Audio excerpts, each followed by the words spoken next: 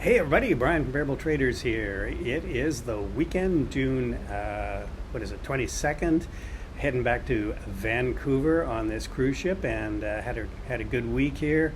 Not a lot of trading, but it was an interesting week nonetheless. And yeah, so this is the weekend video. Just getting things out, getting it out here before we land in port. But you can kind of see out my window there, Vancouver Island. We're at the tip of Vancouver Island right now. So yeah, anyway, let's get down and talk about what happened last week in the markets, and then we'll take a look ahead and see what we got coming up this week. So let's get down to it. All right, guys, this is the week in review for starts, and apologize if the audio is not that great. I am sitting on my deck right now, looking out over the ocean, going by tip of Vancouver Island. And so what happened last week? Well, markets finished kind of flat, really. Sort of ended where they started.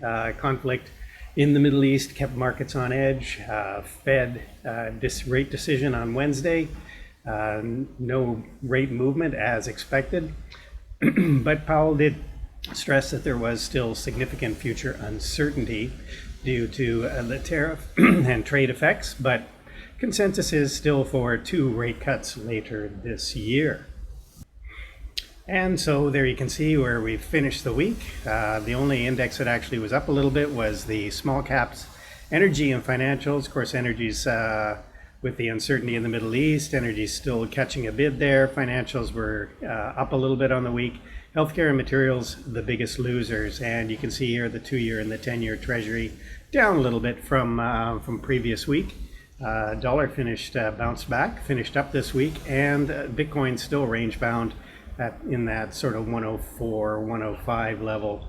No movement yet, just waiting for a breakout one way or another. So that was your week in review. So just taking a pause here, as always, like to do a quick plug for my books that are available on Amazon. Of course, this is a swing traded video, and these are some of the strategies that I use for swing trading. I cover in these 2 books, How to Swing Trade and Profiting as an Active Trader, so you can check those out.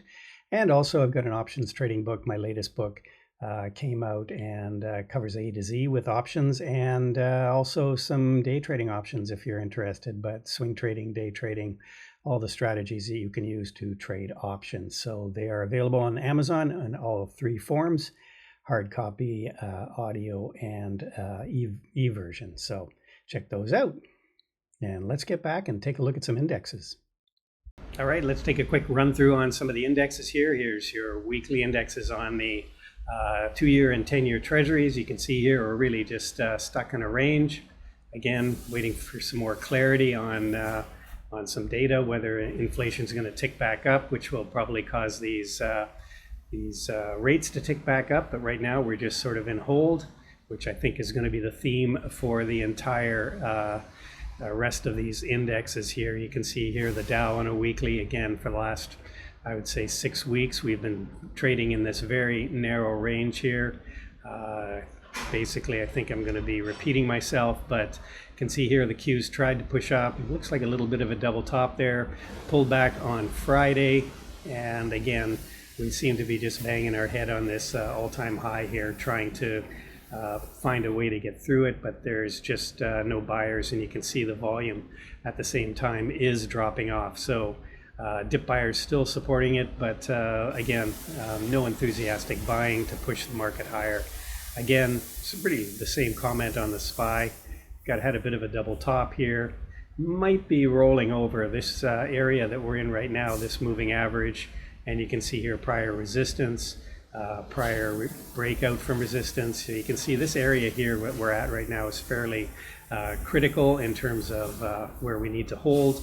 IWM, again, tried to make a big bit of a run here on the week.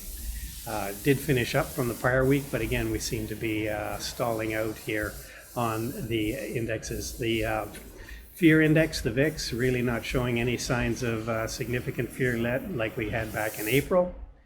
And the dollar, again, kind of just bouncing along here. There's really kind of directionless at this point, but certainly has gotten weak over the course of the last I guess the last couple months here really sold off as people rotated out of some of the U.S. assets into European and other assets. Bitcoin, again, we're kind of stuck in a range, but you can see we're kind of slowly ticking lower here. Again, tried to break out. We did make some all-time highs back here. I'd be looking for some support here on this pullback and retest of these prior highs. But if we don't get that, we may be stuck back into a range here and heading back below 100,000. So keeping an eye on that one. And that's it for the indexes.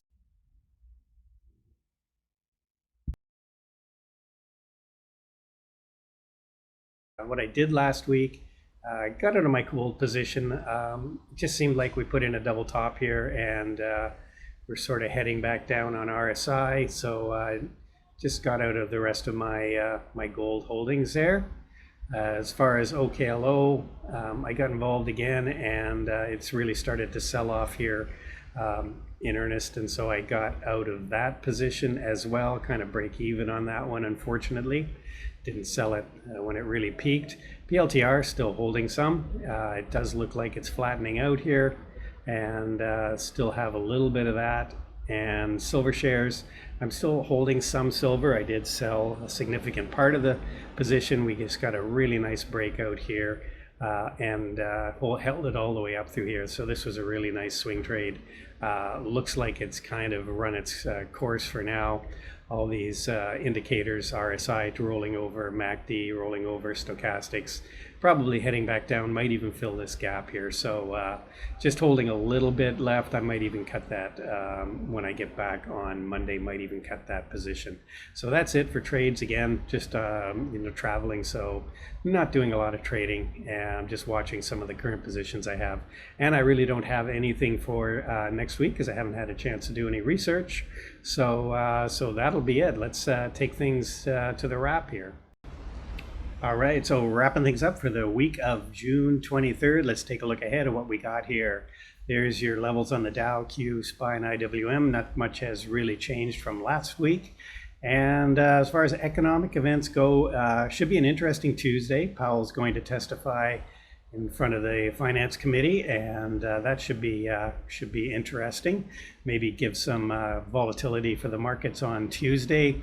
As far as some other data coming up, we've got the PCE data, which is the Fed's favored inflation metric. So we'll see how that comes out. Everybody's going to watch that one on Tuesday, or Friday, I should say, Friday morning before the market open, because that's really going to tell us if inflation's starting to tick up here. As far as earnings for the coming week, few little interesting ones. We've got MU on Wednesday after the close, Nike after the close Thursday. FedEx is always an interesting gauge on the economy because that's movements of goods around. Might be down a little bit because retail sales have been down. So that'll be an interesting one on as well, contributing to more Tuesday volatility there. And as far as sort of a high level view, we still have a lot of sensitivity to these news bombs, although they are becoming less and less reactive to the stuff that's going on. Markets just basically what I've been saying, sort of consolidating, waiting to see this data that's coming out, of course, on Friday, and the ongoing unemployment data that comes up every Thursday. So markets sort of just hanging in there, waiting to see if there's going to be any tick up in inflation. Dip buyers obviously still supporting the markets during sell-offs. But we don't have a lot of enthusiastic buyers pushing the market up to those all-time highs quite yet. So it might take some more good news to get the buyers engaged again. Israel and Iran conflict obviously is still going on, supporting oil and gold.